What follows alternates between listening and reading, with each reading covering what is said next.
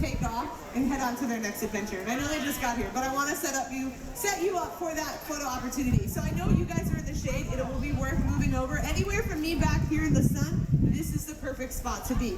The little ones that are on shoulders are going to get especially really awesome images and views of these birds as they fly by. So if you want to put a little one up on your shoulders, now is the time to do so.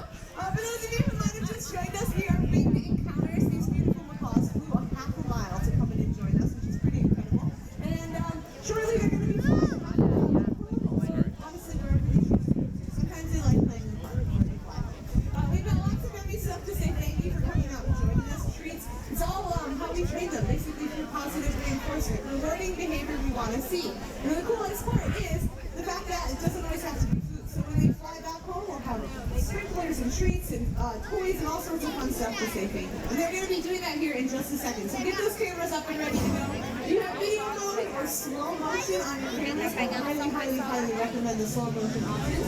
Like I said, they're giving their last few treats to say thank you. We'll be back in an hour at 2:30, but we'll have these birds show you just what it is they do best, which in our opinion is their ability to fly.